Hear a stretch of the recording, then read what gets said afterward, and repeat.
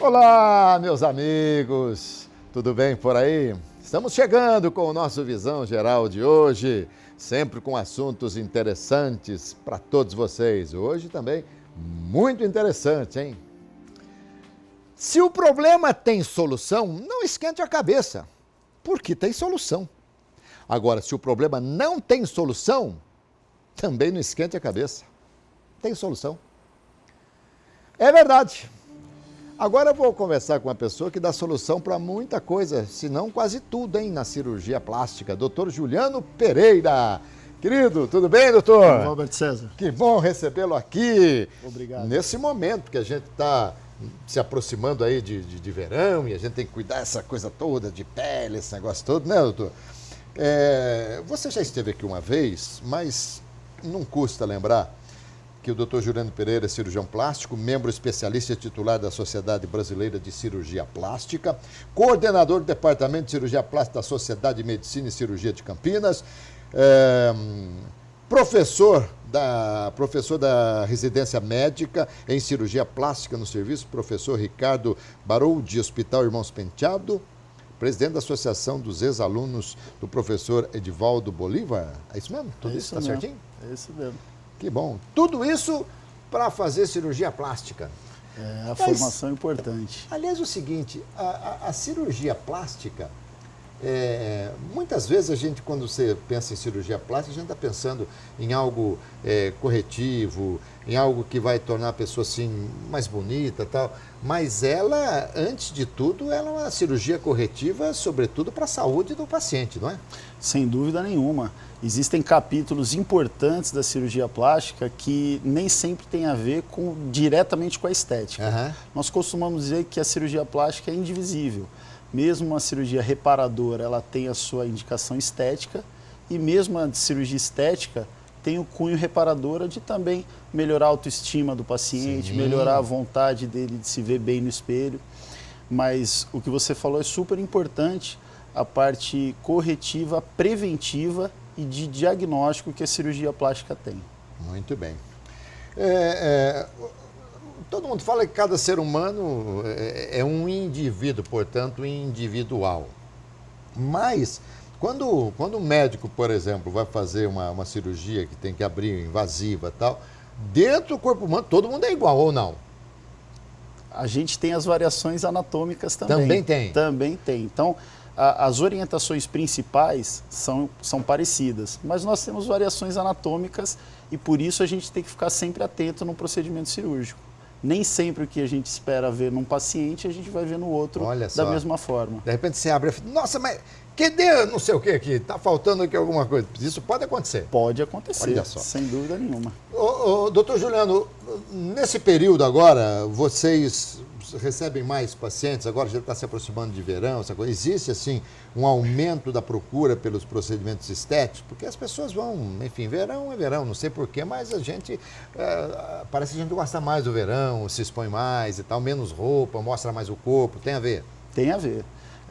Essa época do ano, as pessoas querem se preparar para essa época do ano. É o momento em que tem férias, a temperatura é agradável, o sol tá brilhando, e muitas vezes as pessoas procuram estar melhor com a sua autoestima e melhor com a sua aparência. Então elas procuram procedimentos cirúrgicos mesmo, para se prepararem para essa época, e procedimentos estéticos não cirúrgicos, para, mais uma vez, ficarem de bem com a sua estética, de bem com a sua aparência. Então, há sim um aumento da demanda por esses pacientes nos nossos consultórios, nas nossas clínicas. E com respeito a cuidado, com respeito a sol, essa coisa toda? Isso é muito importante. Nós tivemos o Outubro Rosa, nós tivemos o Novembro Azul, que é a prevenção de câncer de próstata, e nós temos o Dezembro Amarelo, ou Dezembro Laranja, em que é a prevenção do câncer de pele. Então, nessa época de verão, em que as pessoas procuram as praias, as piscinas, é importante que a gente tenha bem definido os cuidados que precisam ser tomados com a pele, porque o câncer de pele muitas vezes é silencioso e as pessoas nem sempre fazem um diagnóstico preciso. E eu ouvi lá atrás, sei lá, 35, 40 anos, eu ouvia que o câncer de pele, naquela época, eu não sei se naquela época já se falava câncer, ou se falava doença ruim, uma coisa assim, né? Mas eu ouvi falar que o câncer de pele era o mais simples, era o câncer que se encontrava cura, inclusive. No entanto, há alguns tipos que são terríveis. Sem dúvida, há graves tipos de câncer de pele, mas existem os cânceres que são mais atenuados e que podem ter uma cura muito simples com a excisão cirúrgica, com a retirada desse câncer cirurgicamente. E o mais importante, Alberto, é que as pessoas muitas vezes não se percebem do perigo que estão passando. Então, uma pinta, uma manchinha na pele que mude de característica é um sinal de alerta para a gente. Então, uma pinta que a pessoa já tem há mais de 10 anos, se ela muda de cor, se ela passa a coçar e não coçava antes, se ela passa a sangrar e não sangrava antes, ou se ela aumenta de tamanho, são sinais de alerta que pode estar se tornando um câncer de pele. Não é, então a pessoa quando tem, interessante falar isso aí, e muito importante porque eu já ouvi, e acho que eu mesmo, eu tenho uma pinta aqui, ó, que eu estou vendo aqui agora, tá vendo aqui, doutor? Eu tenho essa pinta aqui faz 63 anos, ela vai completar 64 anos dia 2 de janeiro agora. Ela nunca me incomodou, nunca deu trabalho nenhum. Agora, de repente, se ela mesma tiver alguma alteração, eu não posso me iludir dizendo, eu tenho isso aí há tantos anos, nunca aconteceu nada. Não posso me iludir por isso. Perfeitamente. Não pode se iludir por isso. Se ela mudar de qualquer característica, ela não coçava, passa a coçar, ela agora começou a sangrar, ou ela aumentou um pouquinho de tamanho, essa pinta ela precisa ser tratada. A pele é um órgão, né? A pele é o órgão. É o maior, por sinal. É o maior órgão que a gente tem no nosso corpo. Agora, e se ela... quando você tem uma pinta, ou várias pintas, não sei, e se for florar, ou se for explodir ali um câncer de pele, o câncer procura já um lugar assim onde tem uma pinta, alguma coisa? É mais comum ter pinta, está mais predisposto, se você tiver. Se você for realmente, se o destino for que você tem um câncer de pele e você tendo uma pinta, normalmente ele aparece ali, não? Isso não é uma relação, não é uma relação sempre visível. Ela pode aparecer numa lesão que nunca existiu. Pode aparecer uma nova pinta. Mas sim, lesões que já têm alguma alteração. Porque o que é uma lesão mesmo benigna? É uma alteração naquela parte cutânea daquele membro. Então, é alguma alteração benigna da pele. Essa alteração benigna pode se tornar um dia maligna. Por isso que a gente tem que ficar sempre atento. Agora, as áreas que são mais fotossensíveis ou fotoaparentes, o que eu quero dizer com isso? Expostas ao sol. Essas áreas que são mais expostas ao sol têm uma maior predisposição a ter um câncer de pele. Então, as áreas do rosto, nos ombros. E o que é mais importante no verão é a gente evitar os horários de sol muito forte e usar protetores solares com os fatores de proteção solar adequados para cada tipo de pele. A pessoa que é muito clara ou muito branca, ela tem uma maior chance de ter câncer de pele do que uma pessoa de pele mais escura. O negro, por exemplo, tem um risco bem menor. Pelo fototipo de pele, ele tem menor risco do que uma pessoa muito branca, sem dúvida nenhuma. Via de regra, o câncer, quando aparece na pele, ele vem como metástase ou ele vem como o ponto principal, o início? Parabéns pela pergunta. Na maior parte das vezes, ele é primário da pele. Primário. Primário da pele. Então, por isso que a gente tem que ficar atento. Mas com possibilidade de ter uma metástase. Com possibilidade de ter metástase. O pior tipo de câncer de pele que a gente pode ter é o câncer chamado melanoma. Esse a gente tem que ficar bastante atento e tem que fazer uma série de exames para tratá-lo. Agora, tem outros subtipos, que é o carcinoma basocelular, carcinoma espinocelular, que a própria ressecção cirúrgica já faz um tratamento adequado do câncer. Então, por isso que a gente tem que ficar bastante atento para essas lesões da pele. Normalmente se diz o seguinte, que a gente tem que fazer o exame preventivo, porque quando os sintomas aparecem, muitas vezes ele já está até com metástase, essa coisa toda. Na pele, o sintoma é o quê? É uma pinta, é uma coceira, mesmo que não haja pinta, é o quê? Os sintomas mais claros são uma mancha na pele, ou uma hipertrofia no lugar da pele, uma tumoração na pele, ou uma alteração na sua cor, que é uma pinta, uma mancha, uma equimose, qualquer alteração. Vitiligo não tem nada a ver com isso. Vitiligo não tem nada a ver com isso, mas como é uma área que tem baixa pigmentação, ela tem maior predisposição de desenvolver um câncer de pele naquela área. Tem que tomar mais cuidado com o sol. As pessoas têm que tomar mais cuidado com o sol. Outra coisa, doutor Juliano, que eu acho que a gente tem que explicar aqui, porque conforme o tempo passa, a gente vai se relacionando com pessoas da sua idade e tal, né? Então você pode imaginar que eu tenho muitos amigos sessentões, sessentonas e tal. E essas pessoas, às vezes, eu sou um cara que não gosta muito de sol, não gosto. Não gosto, eu vou pra praia, eu fico embaixo do guarda-sol e tal. Mas também quando eu tomo sol, eu tomo e não quero nem saber. Nem protetor eu passo. Olha que mau exemplo que eu tô dando, doutor. Olha que mau exemplo. Mas eu tomo muito pouco sol, muito pouco.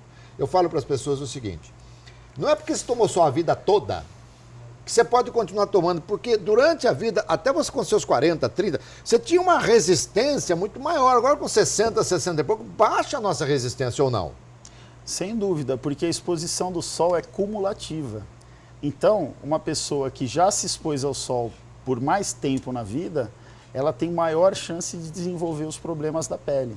Por isso que, com o passar do tempo, também pela diminuição da hidratação da pele, diminuição até a alteração hormonal que é importante nesse órgão da pele, há uma maior predisposição. O câncer de pele, ele é mais comum em pacientes que ficam mais expostos ao sol, então trabalhadores rurais e tudo mais, e pessoas idosas, que não é o seu caso, mas pessoas idosas. Você falou muitos anos.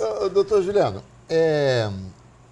até o câncer, portanto, na pele é curável, desde que se descubra bem no início e tal.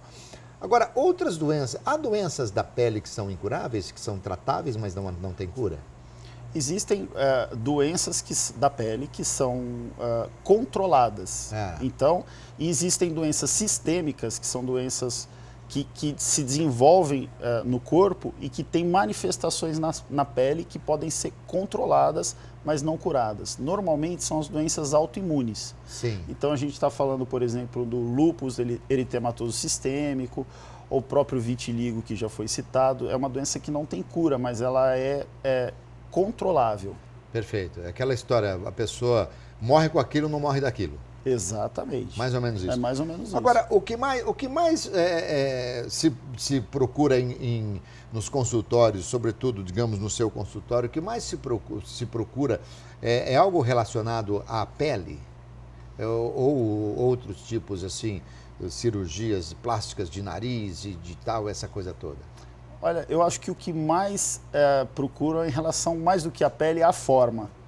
Então, que é uma forma melhor. Então, não só a pele também é importante. O tratamento da pele como peelings, toxina botulínica para melhorar a qualidade, preenchimentos nas rugas. Você está falando de mulheres ou de homens? Ambos. Ambos? Ambos. Hoje a gente percebe que há um grande aumento da procura de cirurgia plástica por homens. Por homens. O que mais eles querem mexer? Barriga, não? O homem, ele quer... O que ele quer? Resultado rápido, que não apareça, que ele possa voltar ao trabalho e que aquele procedimento não apareça tanto. Então, eles buscam muito toxina botulínica, por incrível que pareça, preenchimento... É o Botox, né? É o Botox. É que é o nome, é a marca, mas é o Botox. Então, eles procuram Botox, procuram preenchimento. Das cirurgias, a mais comum no homem é a pálpebra, porque ela fica escondidinha atrás dos olhos e não aparece muito. E nos pacientes mais jovens é a correção da ginecomastia, que é a mama no homem. Isso tem aumentado muito a incidência. Mas o que eles querem tirar? Eles querem...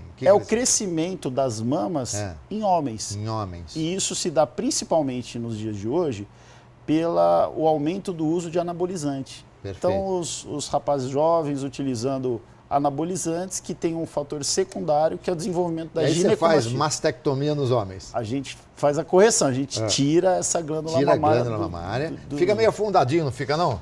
Fica afundadinho. Tem técnicas que a gente faz pela axila e que não fica nem a cicatriz na frente, então fica pouco aparente. O homem pode voltar às suas atividades, pode ir para a praia e tirar a camisa, que as pessoas não vão perceber que ele operou. Calvície eles procuram também? Calvície. É da sua área? É um capítulo importante da nossa área. Na verdade, é uma subespecialização da cirurgia plástica e é uma procura bastante importante para implante capilar, para esse segmento. Eu, particularmente, não me especializei nessa área, então quando eu recebo, eu encaminho para os colegas que são assim especialistas. Eu falo que tem um chá muito bom para calvície, que é o chamado chapéu. É chapéu. Resolve todo o problema. E barriga, doutor?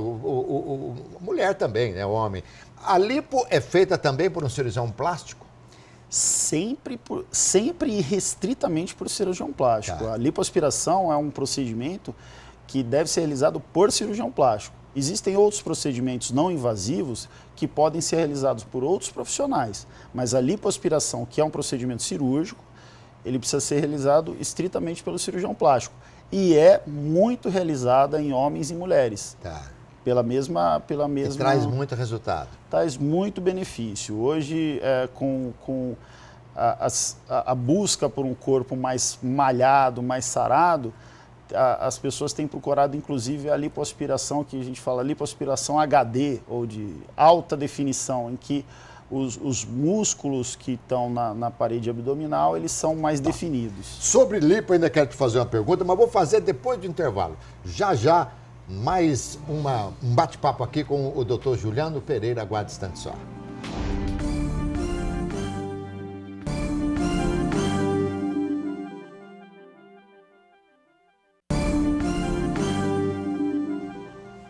Doutor Juliano Pereira é o meu entrevistado hoje aqui no Visão Geral, ele que é cirurgião plástico. Doutor, eu falei que sobre a lipo queria lhe fazer mais uma pergunta. Já vi pessoas que fizeram lipo mais de uma vez e vira e mexe tão gordinhas, barrigudinhas. Por quê? Porque a lipoaspiração ela não é indicada para emagrecimento. Ah, não? Não. Ela é indicada para correção de lipodistrofias. Então, assim, se ela tem um pouco de gordura acumulada na região abdominal, a lipoaspiração ela é muito bem indicada e a gente pode melhorar essa parte do corpo, abdômen, ou coxas, ou flancos, dorso. Isso pode ser melhorado, mas não é indicado diretamente para o emagrecimento. Entendi. Então, quando a paciente, às vezes, está um pouco acima do peso e procura nosso consultório, o que a gente solicita? Que ela emagreça, até encaminhe para endocrinologista, nutricionista, emagreça primeiro para depois fazer a cirurgia. Mas você tem razão, existem pacientes que acabam fazendo a cirurgia, passam um tempo e engordam novamente, daí procuram a cirurgia de novo, e esse não é o caminho mais adequado. Entendi. E eu achando que a lipo era para... Você engordou, vai lá, faz uma lipo, tira a barriga. Pronto. Não, então não é para isso, não. É para uma correção, né? E quando na cirurgia de lipo, que eu já vi assim em vídeos e tal, o cirurgião, ele parece um espadachim. Com aquele negócio que ele fica assim, tal, mexendo. Vocês não podiam mexer um pouquinho mais devagar para não dar a impressão de que vai furar alguma coisa no paciente? Existe muito mito sobre a lipoaspiração, né? Aqueles vídeos e tal. Mas os movimentos da lipoaspiração são movimentos ritmados, que eles seguem as linhas de força dos músculos. Então, assim, existem diversas técnicas com vibrolipoaspiração, lipoaspiração a laser e mesmo a lipoaspiração convencional, ela não é indefinida. E principalmente o atrito entre a cânula e o tecido gorduroso é importante para a gente ter certeza que a gente está no plano correto de lipoaspiração. Então, a lipoaspiração é um procedimento muito seguro, mas é o procedimento mais realizado no Brasil e no mundo. A cirurgia plástica mais realizada no Brasil e no mundo é lipoaspiração. E pela quantidade, então... Junto com prótese de mama. Então, pela quantidade de procedimento Pode acontecer. Pode acontecer por estatística e, claro, né? Eu costumo dizer que a estatística ela é importante administrativamente, mas qualquer paciente que tenha qualquer complicação numa cirurgia, a estatística dele é 100%. Sem dúvida, então, lógico. Nós temos eu que fiz uma e deu problema, então é 100%. A sua é 100%. Então minha é 100%. a gente tem que sempre pensar isso. Tá. E os riscos na cirurgia de lipo é o quê? É realmente furar um intestino, alguma coisa assim? O mais temerário é alguma perfuração da parede abdominal, tá. né? Mas a gente pode ter esse diagnóstico na hora que acontece tudo. E existem outras complicações que não são inerentes ao procedimento em si, mas pode ter uma embolia pulmonar, uma trombose venosa profunda. Então, nós temos medidas para prevenir essas complicações, mas elas podem existir sim mesmo. Mesmo tomando essas medidas preventivas, elas podem acontecer. Tá. Normalmente, a mulher, você falou que o homem também vai muito à clínica hoje, mas a mulher normalmente é quem mais procura, né? Ainda ela está, na nossa estatística, ela está acima de 90% dos nossos pacientes. Então, sim, a mulher é que mais procura. Essa proporção vem diminuindo com o tempo, mas a mulher, sem dúvida, é a mulher que mais procura o cirurgião plástico. Doutor, o Botox, dentro do meu linguajar bem simples, algumas pessoas já me falam assim, você precisa fazer Botox aqui, tem umas linhas aqui e tal. Aí, mas eu fico com aquela sensação de que você pôr Botox, você não mexe mais a testa, você fica enrijecido assim, é verdade? É verdade, isso acontece.